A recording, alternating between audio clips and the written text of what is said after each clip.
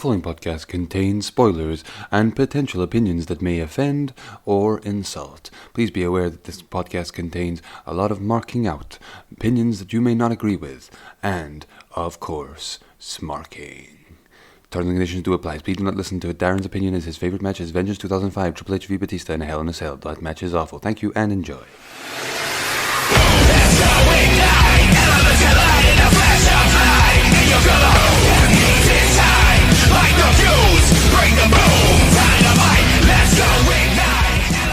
Hello, I am your host Doug Bagg, and I'm joined here today by the mysterious, the collector of boys, sometimes rated 10 out of 10 on certain IMDb and letterbox applications. It's your boy Darren. Hello. That is a great description. I like it. Thanks, man. I would do your one line for a wrestler bio. It's like he does chops and has a finisher.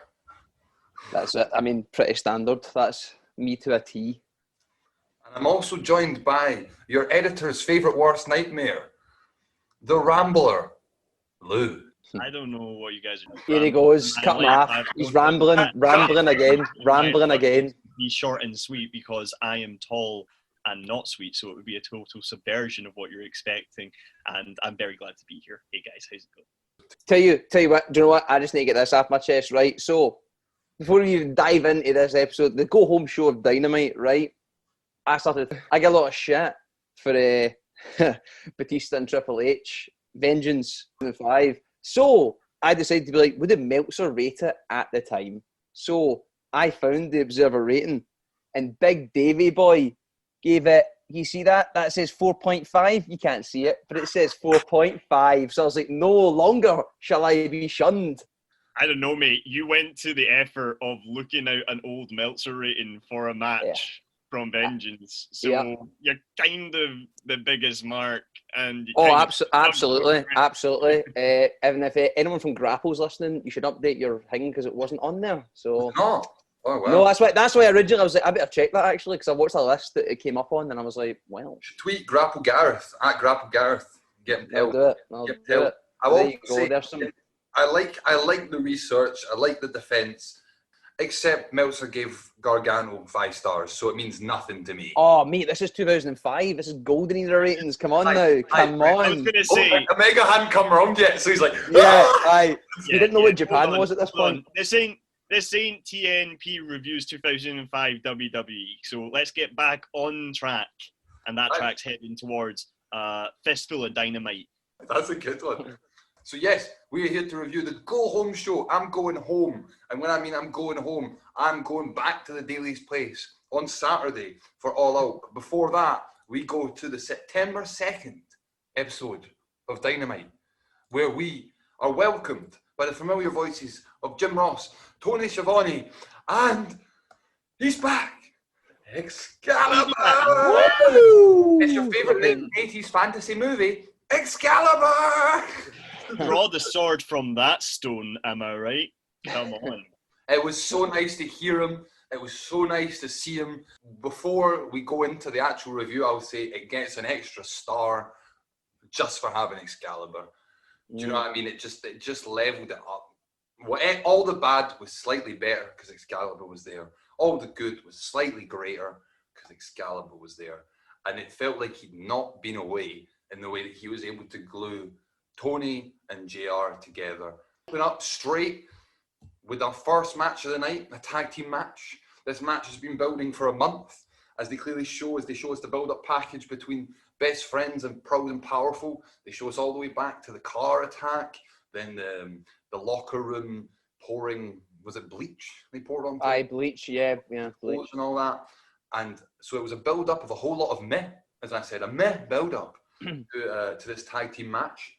And we get Proud and Powerful coming out. And just as you think maybe Best Friends are coming out, they run in an attack straight away, getting the sense that this is a heated fucking rivalry, guys. Were you excited for this opening match? I'd like to take a moment to appreciate the gorgeous sky down in Jackson. There's a nice wee glimmer of the purple and the violets. It just looks great when you're seeing Proud and Powerful get shoved off of the stage by Best Friends. That's it. They get shoved straight away, and no ring bells. They go straight to brawling. And you get a suplex on the outside, and then Trent climbs up back onto the ring entrance and does a huge crossbody onto both members of Proud and Powerful. The steps are then grabbed by best friends and moved closer to the ring. There's a chair structure set up by Chucky T on the other side of the ring. I told you I'd missed him.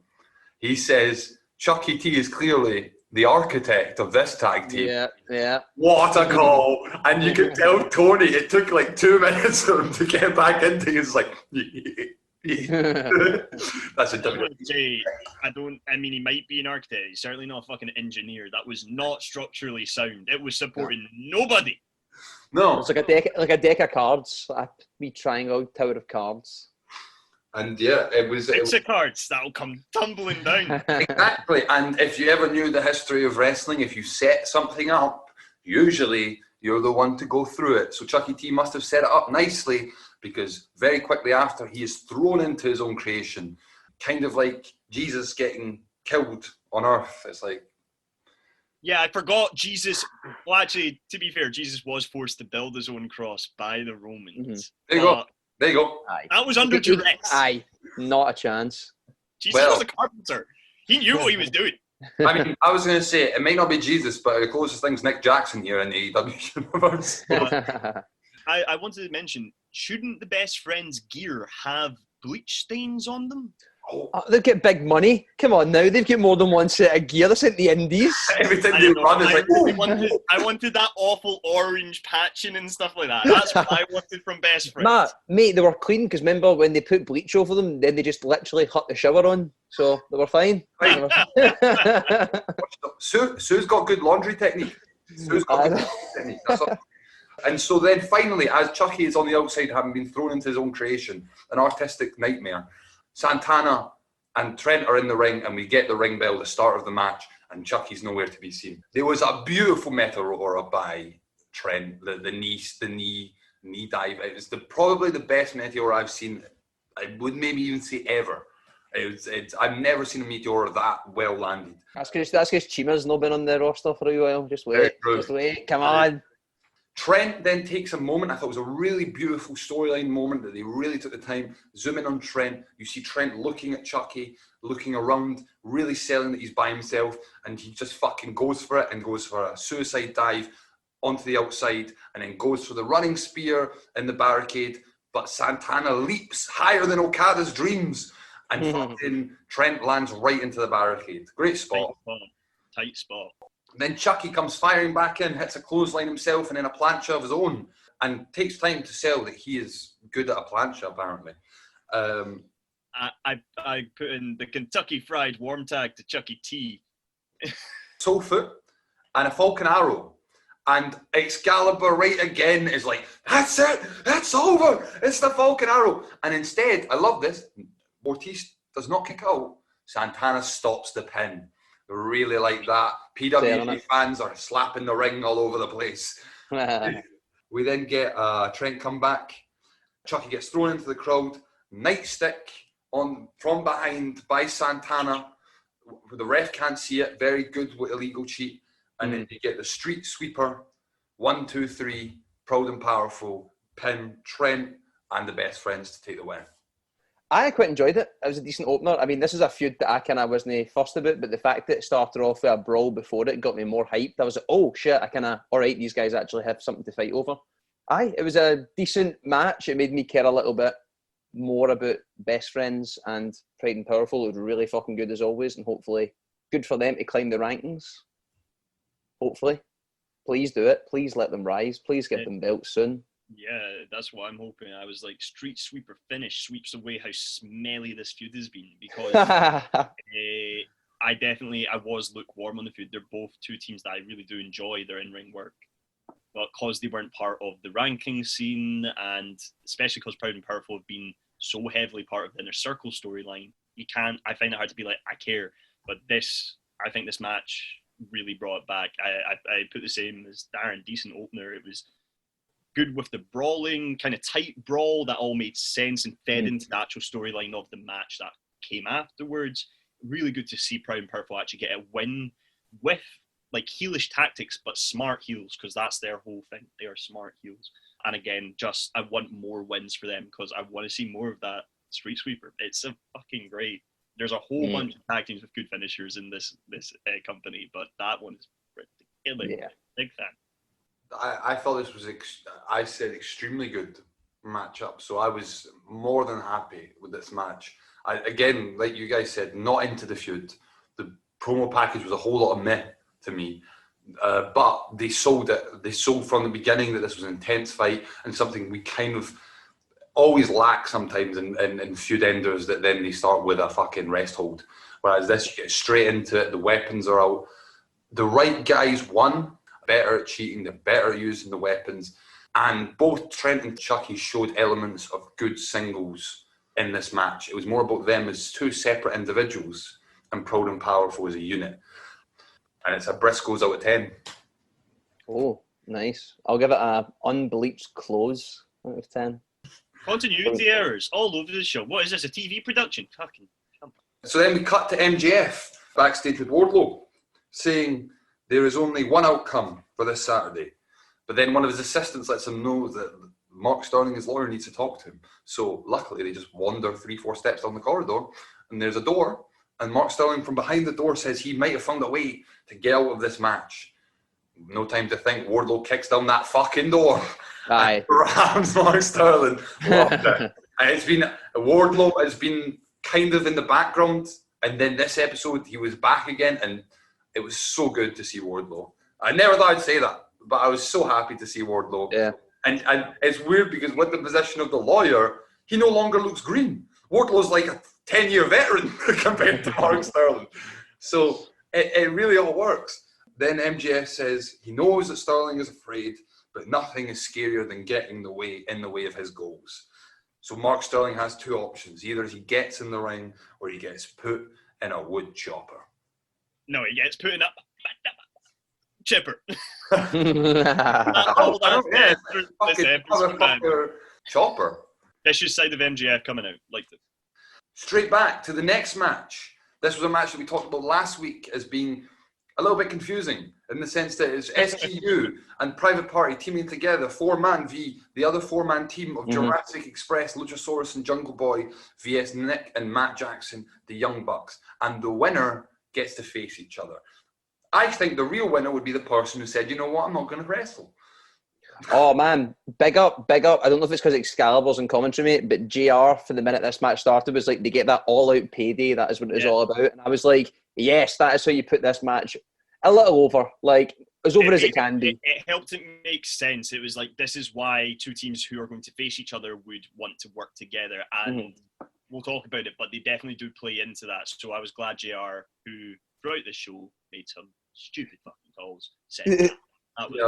Young Bucks are clearly pissed. They don't pose. There's no pageantry. We start off with Kaz and Jungle Boy with some quick pins. Then in comes Matt and Mark Quinn for a huge drop kick. Then Isaiah gets tagged in and does a beautiful inward springboard. So he springs on the inside of the second rope. That looked Private Party in small snippets look amazing. It's as soon as you long it out, the complications come back. They are one of the best highlight wrestlers. If you could highlight them. Yeah, that entry spot for bringing Cassidy into the match after Quinn's bounce off of the ropes. It's just a great double team. I thought it was good putting them with SCU to help cover a lot of those issues with longer matches and times. Young Bucks come in and we get a foot stomp by Nick. Then Kaz starts attacking the Young Bucks and he gets a fast punch and then does a slingshot inward for the cutter.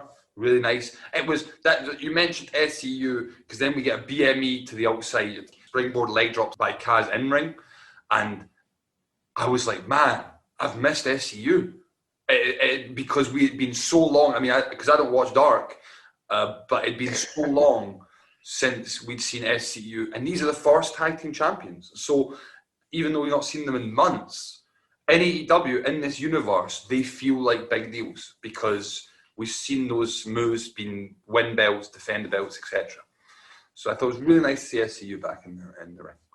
We get a beat down on Jungle Boy. Jungle Boy, always good for the offense. Then finally, Jungle Boy goes into his movesets on Creator Wrestler. He's like, what have I got? What have I got? And he's got an angle slam. God damn it. He's Olympic gold medalist. And finally, with that angle slam, he manages to tag in Luchasaurus. You all know what's coming. I say it every week. Luchasaurus gets tagged in and he does a comeback. And he does his usual comeback with his moonsaults, with his kick. I don't think it was quite his usual comeback. There was a little bit extra flair, a little bit extra sauce on this comeback today. It was a hot sauce comeback. And that's not it's a double team because it's Young Bucks and Jurassic Express doing moves on the other team. So it's actually a triple team move because there's 3 teams involved. And it's a double moonsault with the frog splashes. With Luchasaurus and Matt doing synchro moonsaults, Jungle and Nick doing synchro frog splashes. Just after the Luchasaurus's comeback, he does I think it's just a somersault onto Kaz or something, who's outside the ring.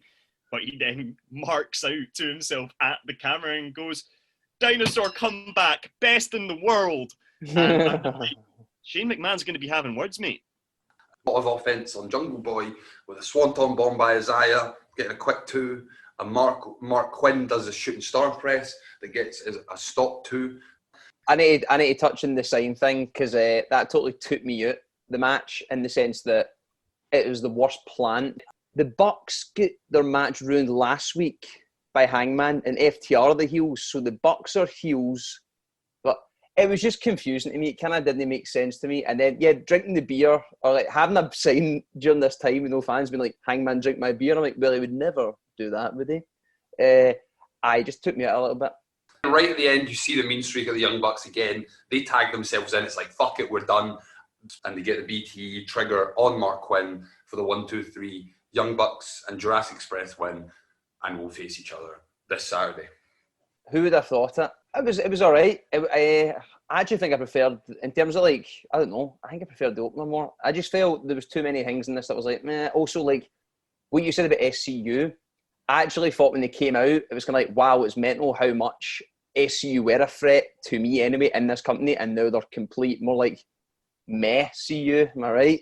But I just kind of, it was just one of those matches. It was a spot fest, but there was no doubt in my mind that the Bucks and Jurassic Express weren't going to win. Do you know what I mean?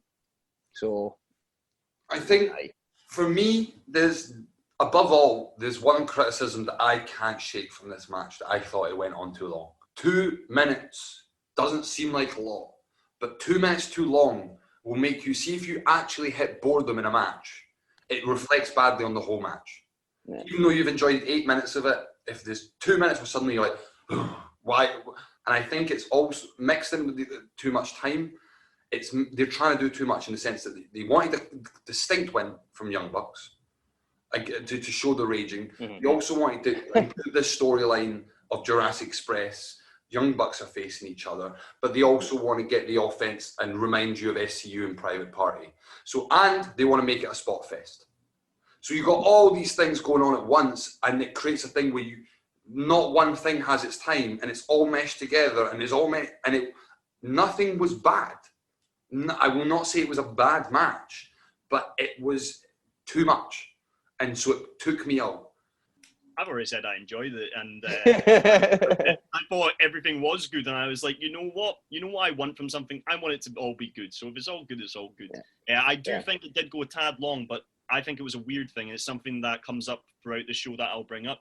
It seems like after last week, which seemed to be a rush job, which was confirmed, fucking got it right, nailed it. And it seems like a lot of stuff was try and be quicker this week. To the point that I thought the second half of this match was great. That's why I loved it. I thought after the ad break came back, you had all these near falls, building on Jungle Boy. Young Buck, I think it's Matt, super kicks Jungle Boy by accident, but that doesn't lose it. Keep him bathing. It's all really good. I enjoyed all that. I did notice it seems like, and I don't want to just shit on them because I think they are great, but I was like, did Private Party burn through their spots? And then that's why there's this moment before ad break where Christopher Daniels and Kaz are passing off a buck to each other, I think. Like, what the fuck? Oh man, I'm going to keep doing moves and getting heat, even though I shouldn't be getting heat right now. I'm not a bad guy. It's more about the Bucks being overly aggressive or whatever it is.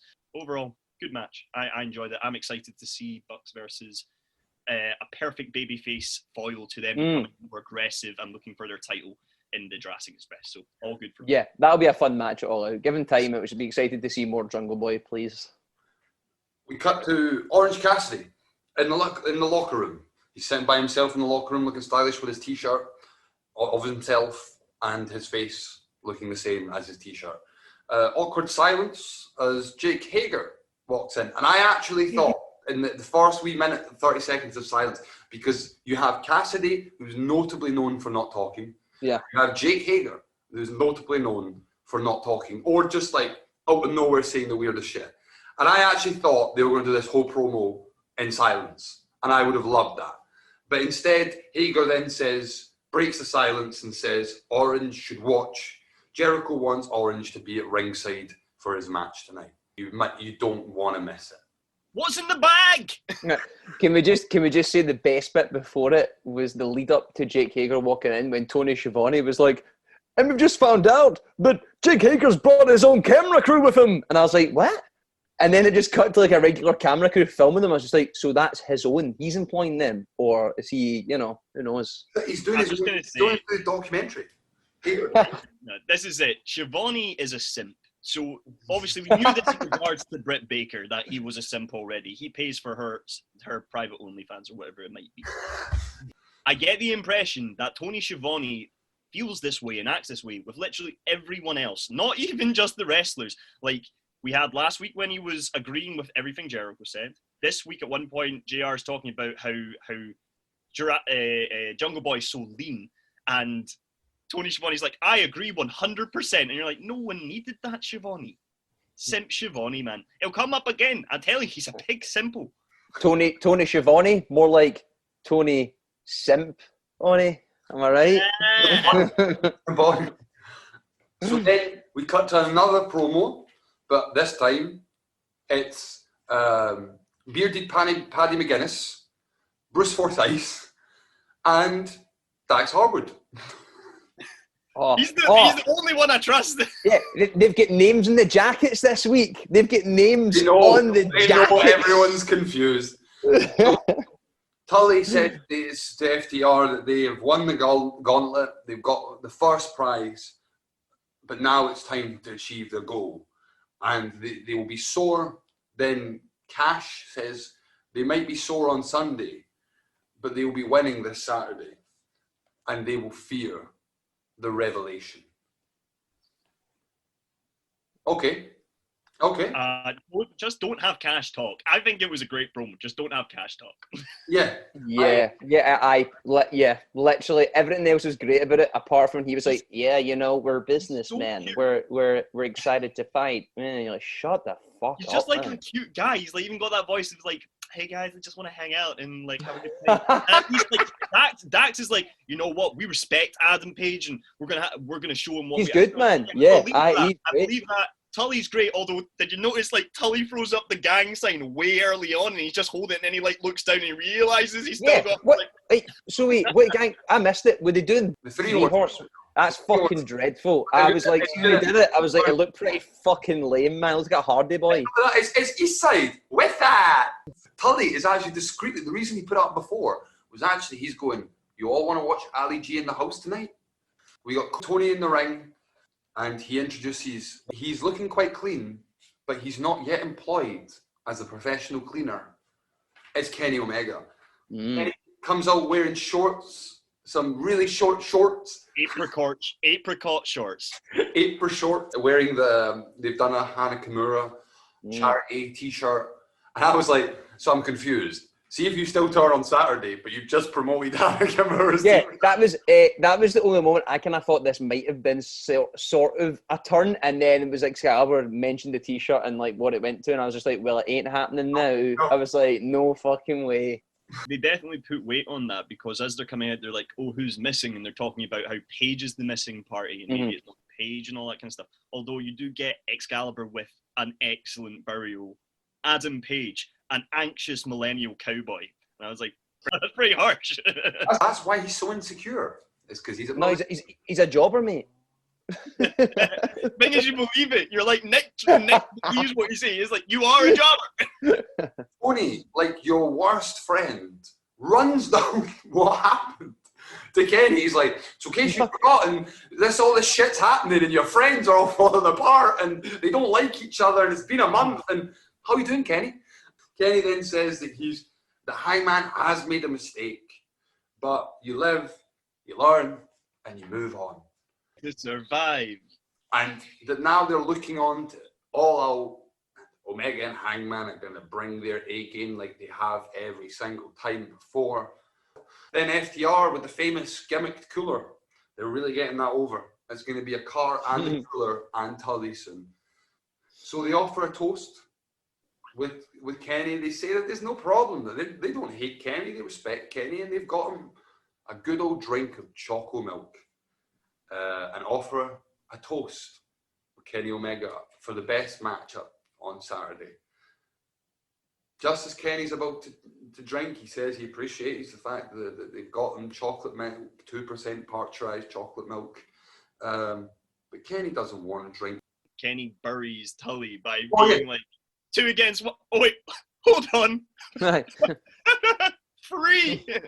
He thinks Kenny's bringing on the fight, but then obviously out comes his tag team partner, Hangman Page, looking dead behind the eyes. Like, it's just getting worse, man. Someone got into Abaddon's makeup, mate. He was like, somebody farted in Hangman's pillows, mate. Somebody fucking Young Bucks were like that. We can't fight the now, but here we go. Here's a wee pink eye for you. And I just love the idea though of like Hangman sitting by a makeup mirror with Abaddon in full makeup, like bleh, just trying to like paint his eyes. And so then FTR berate Hangman. Suddenly it's no pals no more, because they say they didn't tell Hangman to betray his friends and make sure that the Young Bucks lost. No one told him to do it. For a sec I thought they were going to go, Kenny told you to. But instead, nobody told him to do it. Hangman did it because he's insecure. He thought he might lose to the Young Bucks again, and that he is insecure. Then Kenny tries to help Hangman and take him aside, and he's saying that they're trying to get in his head, but also he's told that Kenny thinks that at heart, Hangman is just a piece of shit. Bro, as Hangman and Kenny are trying to talk to each other and they start getting quite pushy and shovey, FTR have grabbed the tag team title belts. Hangman turns back and realizes it and asks, this is like high school like memories to me of it's like, come on guys, stop now. And he's like, give me back my belts. And they start to hand it and then they just drop it. And Hangman goes to pick it up, puts his hand behind him to hand it back to his tag team partner. But Kenny's left the ring and is shaking his head. And Hangman is left alone with his belts and his whiskey. All alone in the ring. Is this what you wanted? Is this what you wanted, Hangman? Jerry. Also, props to the camera angle. It kind of looked like Omega did a Matt Hardy and like teleported like so far away. Cause just kind of the SWC was just kind of like hidden behind the apron, and I was like, amazing. I fucking love this in the sense that I think this is they've been building this for so long, and a promo that you can sit and watch many times. I think to try and see what they're going to tease. And be able to watch it after All Out to go. That they can go with the Young Bucks being involved, with FTR at the same time kind of having Hangman's back, but at the same time using him. Kenny at the same time feels like he could be using Hangman. It's all up for grabs. Absolutely, man. You know what a go home show should? I am so getting me even more invested and pumped for this match on Saturday. At the start I was kind of when they came out the cooler again. And the milk stuff, I was kind of lost, especially when like they kept making as if it was a joke. I kind of felt like a BTE bit when he's like 2% pasteurized, like you said, this choco milk. I was like, fucking hell. But the second half of it, Hangman coming out, all that. I'm fucking hyped for this match, man. It's surely going to be hopefully the match of the pay-per-view. Both match rate wise and story wise, they have the potential. That's the interesting thing. Fucking. Come on, we've been waiting for this moment for ages. It'll be really good. Looking forward. Yeah, man. Well, good build for it. When you're saying that your tag title is going to be as important as your main title, it's going to be that program is up there. You're showing it with this kind of storytelling. So very happy. We cut to Y2J at the back, looking more and more glittery and fabulous. as he's with Alex Marvez. He says to Alex Marvez that he asked Alex Marvez when he's last experienced something special like the kiss of a woman. This is where I was like, maybe it's everyone that wears the blazer like Tony is a simp. And that's how you can tell, because this guy is clearly Alex Marvez. He's the biggest simp. I was going to say, if there's any simp out there, it's Alex Marvez. I'd love to. I think he's actually too simp to be simp. Like, that's the issue with Marvez. Even the simps don't accept him. Not even the simps are like, get away, mate. The whole time during this promo, I did want him at one point to just be like, I have kissed a woman. And just like not even go back to it and just keep going, because I wanted him to like... Jericho says that, you know what, Orange Cassidy and Jericho, third time, and Orange Cassidy is a star. He has earned his place and puts Cassidy over, but saying that it's not the right time, however. Yeah. He puts over, and I know he's a heel, but he puts over how he put over Cassidy. Aye. Yeah. I didn't have an issue with this segment, but the more I see Jericho, the more I wish concerts were running so he could fuck off for a Fozzy tour. Because I genuinely think at this point now, I'm like, right, you need to take some time after the show, mate, or they need to dial Jericho back a little bit, because now he just feels so slapstick and ridiculous that I'm like, and I get that's the gimmick, but it's kind of like, I don't know. I feel that he might be holding the Inner Circle back right now. I'm slightly worried in the sense that it's a hard thing that he's been doing, in the sense that Jericho match, and even the second match, for him to go just as slapstick as Cassidy makes sense. Also, you got on separate Jericho on commentary, which is even more of a kind of different Jericho, even more over the top and pop culture references and slapstick. And it would be a really hard job to keep them separate. So now it's become this issue that now Jericho, because it's been so long with Cassidy, it feels that that's all he is now, is this over, and he's becoming more, it's like it is commentary Jericho. Wrestle Jericho is commentary Jericho, which is not what I want. That's not how I see Jericho. No. It doesn't feel authentic anymore. It doesn't feel, because Jericho's very good discreetly evolving and always feeling fresh, and now it doesn't, no pun intended, feel fresh. You should have lied. You should have said you totally intended. Too late. I was watching the Fight TV version of this. I don't know about you guys. Were you watching the ad version or the... I paid for mine 100%. Right, okay. I had a picture-in-picture. Oh yeah, we interestingly, because then Joey Janela comes out, and then there's a little bit of confusion, and this is when they cut the ad, I think, probably, because there's a little bit of confusion, and then Joey's randomly handed a mic, and he starts warming up the crowd, and this was like the only comparison. It's like a really bad stripper, mate. It's like a really bad stripper being like, "How you guys feeling tonight? Hey!" And he walks around a little bit, and he's like, "Good, yeah. Are you excited for All Out? Yeah." He's like, "Take your clothes off." What? It's so, with his wee pot belly, man, he's just strutting around, and then. If I was coming out as a stripper in a club, I would come out to his entrance theme, because I fucking love it. Aye. He's a total chunky monkey dancing about the ring. After he's done that, he hands back the mic. It's kind of like the Sammy Guevara thing. He realises that he actually had more time. And you see in his face this, "Oh, could have said that." Like, so sad. He handed it away. So out comes Inner Circle, Jericho looking angry, and he gets a fuckload of pyro. Demo. Yeah, and then Cassidy comes out with a backpack, looks like he's ready for school, and has a wee sit down on the chair. Jericho goes straight at Janela, no messing about, not treating him like a Double J, just treating him like the bad boy, and loads of chops and strikes. He stands on the hair and pulls it, and I was like, that's a great spot, Jericho, but sadly, like New Japan, should have watched the card, because Cass did that in the match 2 matches ago, mate. Come back by Joey Janela. It's a shoulder tackle, but it's a shoulder like a missed drop kick almost. It's an amazing move. Janela rolls to the outside, gets hyped up on the outside, runs in, dives on the inside to Jericho, a dive you rarely see, and gets caught in the code breaker. Walls of Jericho, Joey Janela taps out like that. Within 2 seconds, he's begging Aubrey to get out.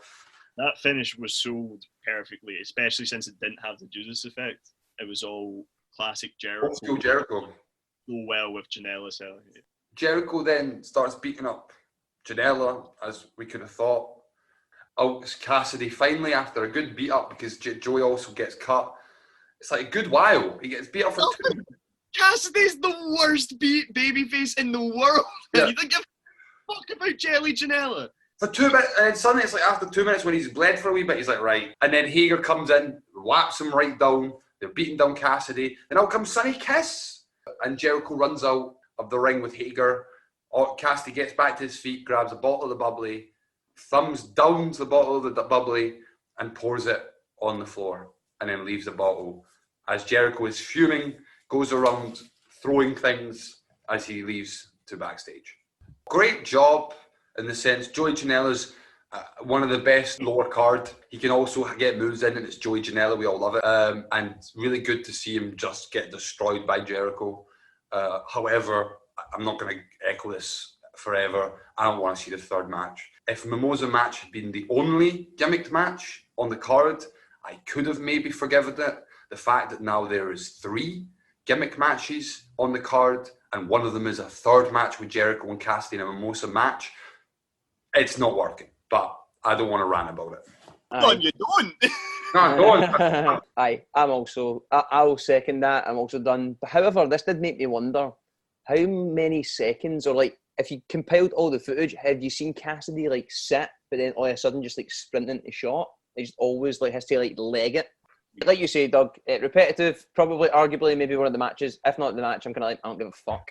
Coming Saturday. Yeah, even other gimmick matches, I'm like, I will watch them because I've not seen them properly. But this can get in the thing. We see Sammy Guevara with the clipboards, doing his signs, and then the gimmick to build the fucking match is that Matt Hardy's up high with his own fucking signs. And he says that, Sammy, at All Out, I will face you in a broken rules match. And they stare at each other intensely with their sign. This is weird. It was Matt Hardy meant to be a reveal because like they showed him earlier, and then it was kind of like Sammy was just doing it to the camera, and then all of a sudden it just cut to like, Matt Hardy standing side on, kind of like just holding deleted, and I was like, all right, wait, what? Have I missed something? I think then mistiming ads. Aye, yeah, right. I've said this the last 2 podcasts, so I'm not going to say it. Fuck off with the picture-in-picture shite. It is the worst gimmick. Hold on. How about... You can't say I'm not going to do something, then just do it. You can't say I'm not ranting, Bran. Yeah. Do you know what would be nice? Give Sammy some time with the mic in a fucking ring again. So I'd be in this all the time. Aye, that's it. Done. I think you're both on the money. I get the board thing, but yeah, I don't think there's anything more to say. But this was a fucking segment made for an ad. I watched the video, mate. He was like, "I'm not broken anymore. I'm Matt." I know. I don't understand that. I don't. Does anyone have an explanation for that? I don't. Addy, he's not over. Be good to have Jeff right now to get you over, Matt. That'd be good, but we can't. Shit. That's low. That's low. All the fans that we didn't have. First 2 matches are quite exciting, and then we get into these build-up for these matches at All Out that I'm less interested in, and all taking the top of the board. We get Team Taz coming out with Brian Cage, Ricky Starks, and Taz. Taz in shorts, however, we saw Kenny in shorts, thumbs up. Taz in shorts, thumbs down. Did you not feel like they were a weird family hitting up the Jersey Shore? Like that was coming to like hands. If they held hands, walk out, and that was the gimmick. Just go for it. Excuse me, they're our sun loungers. Wait, what? We were here? No, you weren't. Also, big up the new tune because they can't have them all come up to "Who Can Stop the Path of Cage?" It was just like FTW, or something like that. I don't know. Taz, that either Ricky Starks or Cage will win, whether Darby, Jake, or Lance like it or not. And so straight away, you hear the voice backstage. Hold on. And I was like, no, they've not learned their lesson, have they? They've not learned their lesson. Because Jake's coming all guns blazing, he's shooting from that. More utter nonsense. At one point, he's like, you're all going to be in the ring, and you're all squirrels looking for nuts. but none of you are gonna bust a nut. And I was like, what are you talking about? Why would they be coming in the ring? You can come at us, but we ain't got none.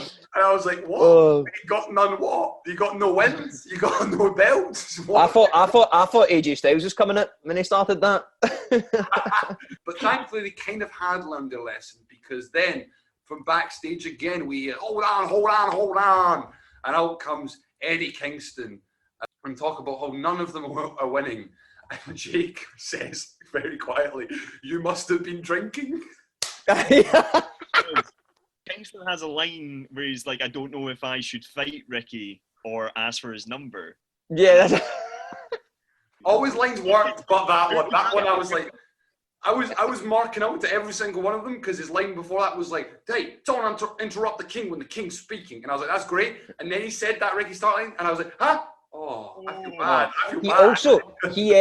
He also said that he was tougher than Lance Archer and could kick his ass. And I was kind of like, mate, I'm sorry, but I seen you hodge your knee in your first match like a wee bitch, and Archer would maul the fuck out of you, mate. I was going to say, this was Eddie Kingston's weakest showing as a promo, but the whole segment was such fucking nonsense. It was great. It was great, though. I know why you said it was fucking great, because out comes Sean Spears, but it's not. The best bit, literally like a fart that's drifted for the side of the stage, and nobody acknowledges him. He just kind of comes over, sunglasses. Everyone's just having their own conversations, and he's just kind of like looking a bit like, yeah. I was going to say, mate, I spoke to Tony. He's not booked for the match. They were just walking backstage, and they got the wrong entrance. He's so unused to going through that door. He was like, "Oh, this is another way. I'm sure it's fine." He was like, oh, fuck, I'm on Dynamite. Tony's going to be so mad. You're talking about the door. This is my issue with the fucking segment. Nobody closed the fucking back door, because they keep coming. It's like a fucking revolving fucking saloon bar door, because then out comes fucking Gun Club. Then out comes fucking Darby Allin with some music. He gets music. But then out come Inner Circle. And then out come Best Friends, and then out come a guy in a red shirt, and then out comes a guy in a grey shirt, and I don't know who they are. Somebody shut the fucking front door, man. So, just about Alan coming out, did anyone else get a big pang of TNA knockouts when you saw Alan throw Ricky Starks into the middle of the ring and started having a big old cat thing? Nice. Slappity slap. The only thing that I hated about this segment, I enjoy the big massive madness brawl and just sheer stupidity generally. Like wrestling. The only thing that made me sad was like, oh fuck, Gun Club are going to be in the Battle Royal. Fuck that. This segment highlighted exactly what I didn't want to see about the Battle Royale, which is a bunch of people just punching each other for a while. I fucking hated this segment. The end. This segment is like 10 straight minutes of brawling. It keeps going. Excalibur has the perfect call. Pandemonium! And Pandemonium. We get a quick segment of the Dark Order showing all the wins of Brody Lee beating Cody, and that they will meet Scorpio Sky, Matt Cardona, Dustin Rhodes, and QT Marshall. QT Marshall said something. He said all this stuff about, like the fans say I'm bad. Yeah. And I've not earned my shot. And then he said something else, but I didn't listen, because I was like, "You're so right on that, mate. Everything you said about how you didn't earn your spot and the fans hate you, you're right. Well played." Right. So AEW do listen to the fans, but they're still going to push him. Cool, man. It's cool. I actually didn't mind it. I mean, he was bland as fuck, but this overall package got me a little bit more intrigued with I guess, apart from the face team were kind of like meh, but I thought it was cool to have more, like the Dark Order, instead of just all coming out again, having them on that, I was like, that's cool, man, puts them over still. We have the debut of Thunder Rose, and she is facing former WWE wrestler and former member of the Straight Edge Society, Serena Deeb. Obviously, the NWA Women's title was not on the line. This is Thunder Rose's debut match. And Deeb takes and hits Rosa in the face, and that starts to piss Rosa off. Rosa comes back with her own shot to the face and a drop kick and gets grabbed by a neck breaker. Deeb gets a reversal into a backbreaker, and there's a quick roll-up that gives Deeb a close two on Thunder Rose. At the end, there's a really, really good bit about pin control when Thunder Rose says pinning her down. Putting the shoulders down, yeah. And then it turns into a couple of reversals for pin control. Just again, really well done. Then Rosa really kicks it into second gear though, and hits a running knees in the corner, and a running drop kick against the ropes, and a Death Valley driver for a 2, almost a 3. Then she hits a running knee to the face, and then a Thunder driver to get the pin at 9 minutes and 53 seconds.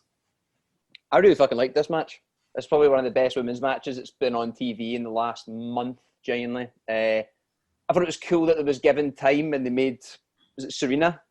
Although half the match I spent being like, is that, did I recognise her? It was one of those moments, I was like, wait a minute, is it? But I thought Thunder Rosa looked good, but I also liked, I mean, I know you don't like, Doug Bags they can't do squash matches on AEW properly, but it seemed competitive, and this is one of my favourite matches of the night, probably. And got me excited for, again, got me more hyped for the title match on Saturday. So It didn't seem like a squash match to me. That was ever what they were trying to book for her. I think because we're trained to assume that if you have like some kind of face champion, that's what you're going to get. You're going to get like a dominant heel for them to go up against. But this isn't a dominant heel. This is a champion, a really good wrestler from another company who is a babyface in her own right. And how do you build that? So I thought, aside from JR telling me how fundamentally sound this match was over and over again, struggles to come up with other shit to say. I did feel like the issue was, again, the programming. An ads break covers a lot of Thunder Rosa's early control, which is showing like her wrestling work, which is a shame because that bit's good. And then it's a bit strange because then it's a lot of Serena having control. You're like, Serena's got some cool moves, but a lot of Thunder Rosa's babyface spots, like regaining control, don't feel like babyface spots because they're not given time. I don't think Thunder Rosa is a dominant heel. I think they wanted to show that she's a fighter, and that's what will put her in a good position to maybe beat Shida. Because I really am thinking they might go for the two belts. I think that would be great for both companies.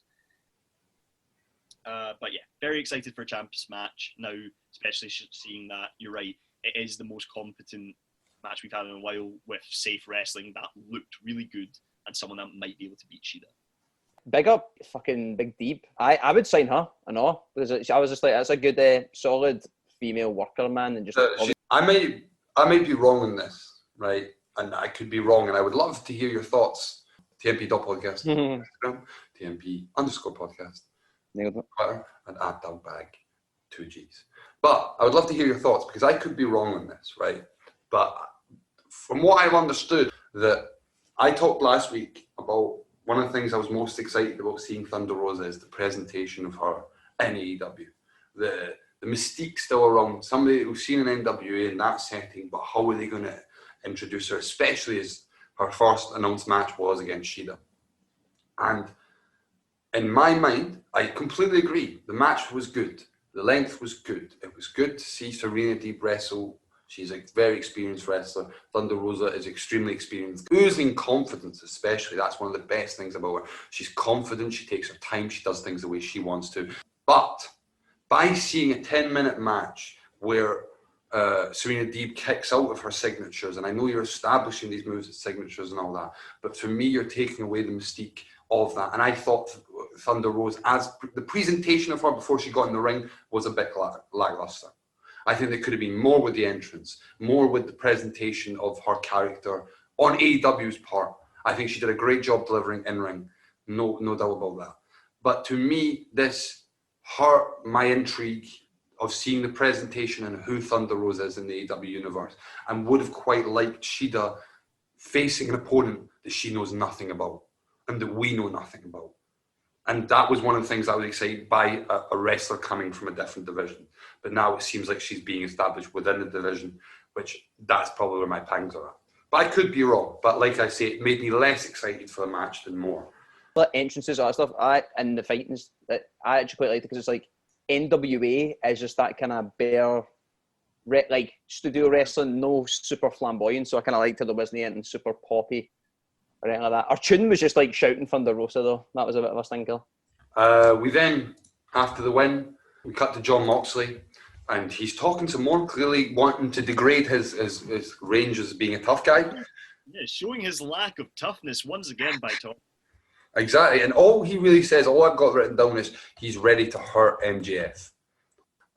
Cut to then Big Swole, talking about in the crowd with Tony Schiavone, talking about how she wants some revenge on Britt Baker on Sunday.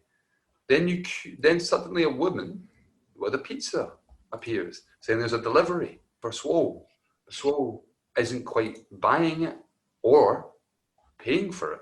Goes, you think I don't get? And then Britt Bang! Britt comes in, attacks her from behind, shoves Swole's face into the pizza. I hope she likes pepperoni! Holy pepperoni! So good. Then locks her into the lockjaw. Fade away from that, and really, that's really good. Even though I'm not into this vibe, it's really good to re-see the lockjaw, establish Britt Baker as now a wrestler again. We're seeing him at. Yeah. That was the one thing I took from this. I was just like, this feud, like, all that shit can get to fuck, but just knowing that Britt's going to be fit and ready soon, and then setting up whoever, just to see it, she'll be going for the belt, I imagine, at some point again. Very exciting. Cut to the main event, which has been building all night, and since last week they've been cutting back to this. Mark Sterling making his debut match vs the AEW champion Jon Moxley. Thankfully, it's non-title. I would have got maybe more excited. And Wardlow is out with Mark Sterling, and Mark Sterling. Try and describe Mark Sterling's attire. Oh my god. He looks like a knockoff Captain America costume. He's like General Freedom, like the concept. I got that it's like, this is what WWE truly want Ricochet to look like. It's that lame ass. I mean, it works. It's funny. Yeah. It looks like somebody who's training to go into Takashi's castle or something like that, because he's got a little bit and shit like that, and he's in the red and blue with the MJF 2020 on the back. So this name graphic also says he's MJF's inattentive lawyer. Moxley offers Sterling a free shot to start the match. Before the start of the match, there was a really good interaction between Wardlow and Sterling, shitting himself, and he's like, "Oh, how do you do a headlock? How do you do like?" Try to get him in. You got to get a headlock on Wardlow, and Wardlow's like, "No, that's not how you do it," and grabs his head and rings. Yeah, Wardlow's like, "Mate, I don't know how to do one either, mate. Sorry." I've not done the fundamentals, mate. Nice thing of Moxley's, I will give him this. He kind of went for like a prayer at the beginning of the match, and partially him and partially commentary putting over. He was like, "Oh, he's asking for forgiveness for what he's about to do, because he knows he's doing wrong," and all this kind of stuff. I was like, "Oh, yeah, it's not terrible. It's quite good." And then JR goes straight into making fun of Mark's haircut. So the free shot is obviously missed, and then Moxley shows him how to do a fist. The punch then misses, and then Moxley slaps him straight away. That was quite good. Then Sterling's next free shot misses, and he goes flying outside. Who knew the solicitor could sell so well? Well, he pokes Moxley in the eye, and Excalibur says, maybe Mark is a smart Mark after all. Moxley then clotheslines him to the floor, gets sent into barricades and chairs before he's hit with his own shoe. Yeah, so when did this turn into Extreme Rules, and why is there no count out or this? Usual Moxley. Straight assault against a non-wrestler. But they get back in the ring, and Moxley has a seat. He throws him in the chair like he's going to hit him with the chair, but instead has a seat, and then offers him a handshake. But then instead the paradigm shift for the 1, 2, 3. Jon Moxley retains the championship, beats his hardest opponent to date, Mark Sterling. Any thoughts on the match? Yeah, did you notice that it takes about a second for Mark Sterling to start rolling towards the edge of the ring? And I was like, did he just no-sell paradigm shift? He should just stay there forever. He's doing it off stage. He starts going, Also, I do really want the Wardlow Mark Sterling sitcom on this match. Nice. Warlaw. Oh, Wardlaw. Well done, sir. Wardlow learning to be a lawyer to help suffice because he's not making the main event in AEW. It's like Mad Men, but with more. It's Muscle Men. This match was fine. I didn't try actively to hate it because I was like, I knew it was going to be. I feel maybe you went in. Yeah. If there was a crowd there, they might have done. I mean, a big crowd. There might have been a little bit of something because I know they go crazy for Mox. It's all about the afters for me. It's all about the dessert. This match, if I were to separate it from the actual build, because I don't like MJF build and all that, and the thing at the end kind of a little bit saved it again. But if this match, I were to take it out and put it in Moxley's career, I would put it quite near the potted plant. That's how bad we're getting. Aye. Right beside, above or below EC3. Then post-match, obviously, Wardlow comes right in and starts beating the shit out of Moxley. He hits an F10 twice, so is that an F20? Aye, mate. Critical hit. And then up comes MJF in his neck brace, and he starts to remove the neck brace and all the injuries, and suddenly... What? And he starts taking off the shirt slowly but surely, enjoying that Moxley's beat down, and starts punching Moxley down, puts on the diamond ring. Not seen that in ages. Puts on the diamond ring. Wardlow holds him. Wha-bam! The diamond ring shot. Beats them down some more. Moxley's bleeding. Guys, I'm sorry for your predictions, but we see it. MJF holds up the AEW World Championship as we fade to black. This was great. This was the bit that was like, I've been quite heavily hating all the Mark Sterling stuff, all the promos before it. This show, MJF's promo was my favourite out of the interactions with fucking Mark Sterling, and the shite match was worth this end segment. I just was like, man, this looked shit hot, and like you say, Moxley is good. The build is exciting when he is with MJF, not by himself. So I'm hyped. I mean, I'm sad they picked up the belt, but who knows? But my God, MJF rubbing blood all over his face was nuts. It looked very cool. I hope it's a big old swerve. Yeah, that'd be great. Oh. I really do. And I feel like they could do with it, but obviously they have the benefit of the tag main event. Because that can go either way. It can be a big storyline. It doesn't matter because people are going to love it. So the main event can be protected by, you know what? It was a totally fine match. Shame MJF lost, but we got FTR with the belts. It was that kind of thing. But no, if I was booking it, man, I'd swerve it because Moxley's been so protected. It seems like they've always, usually on the go-home show, been like, this is how he's going to clinch it. But I think this time it'd be nice to just be like, nah, MJF wins, mate. He cheated. Yeah. He's not just a bad guy. He'll do all the bad things, and he's planned ahead.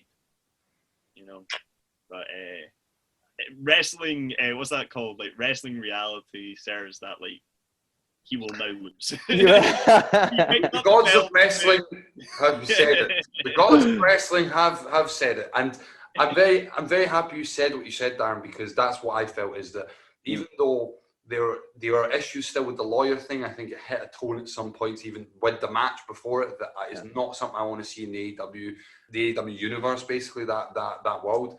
I don't want it to go to that place, but it's been there. But it serves such a purpose of kind of pulling back on MJF's heelness and putting this kind of comedy thing forward to then push MJF's heelness even more. And for him to shed that and be like, no, you're meeting vicious MJF in the ring. You're not meeting this guy that's fucking around. Fuck the election gimmick. You're meeting me, and we're facing each other at All Out. And that works. That is a go-home show.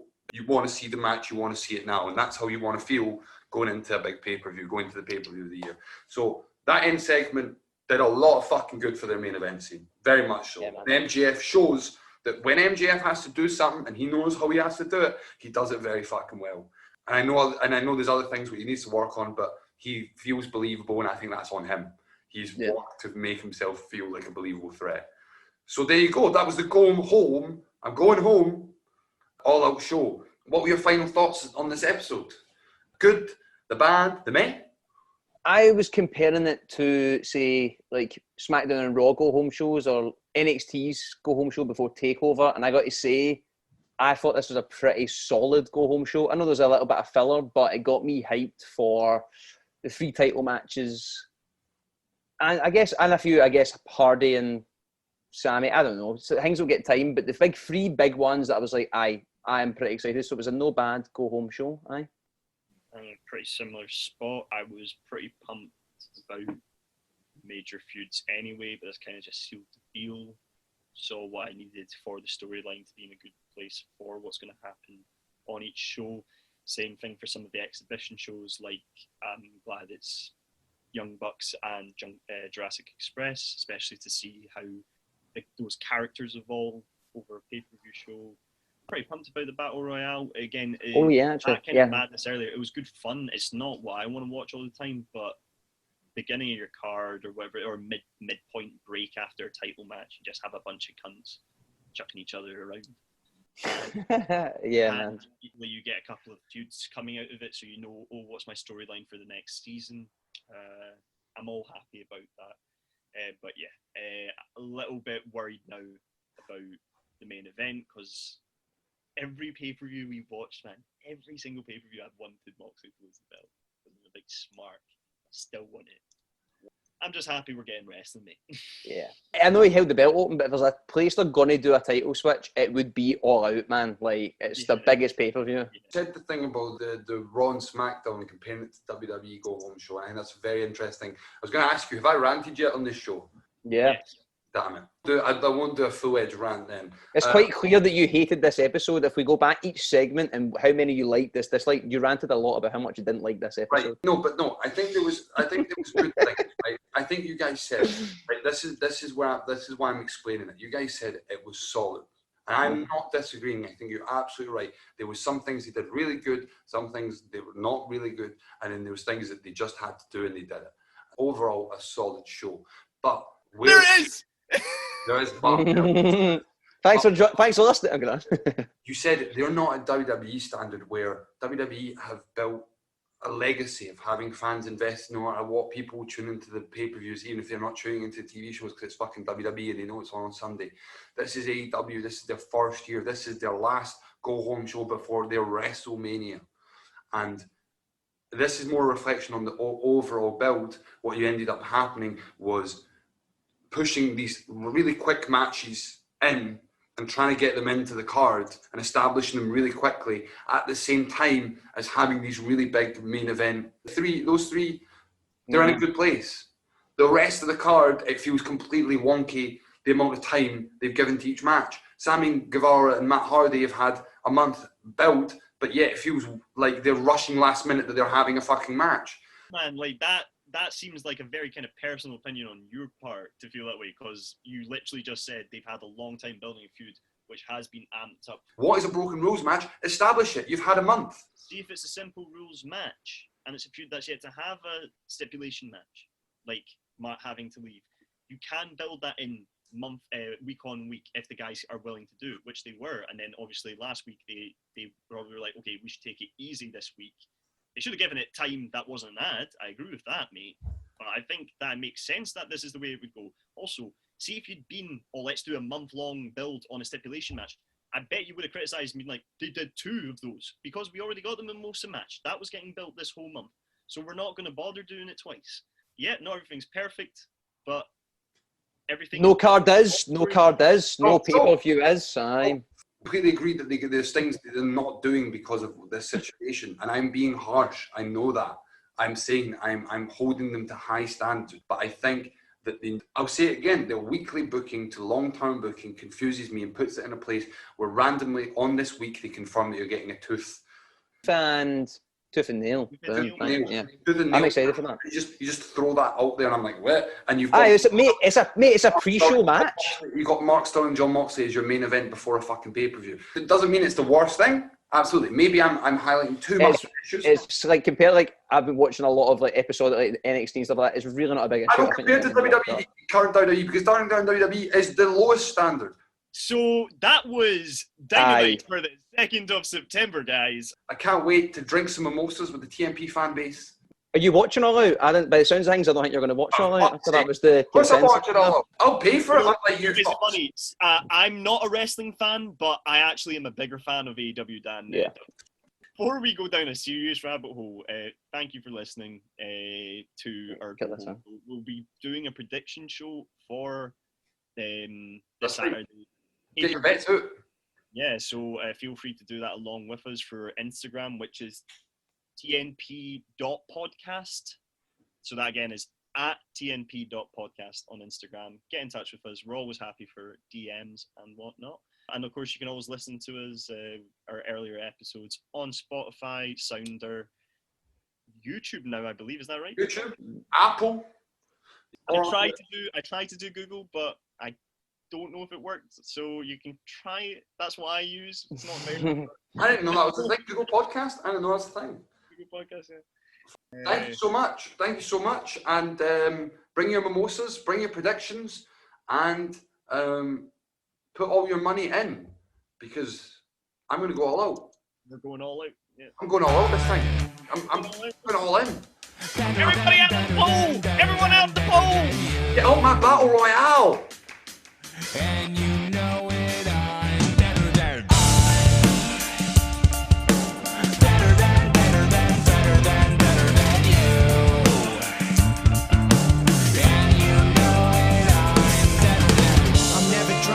Honestly, no one's stopping me, y'all. Not the greatest, I'm living by that philosophy. It's blood, sweat, and tears that sacrifice what I got in me. It's me against the world, so number one's what I gotta be. I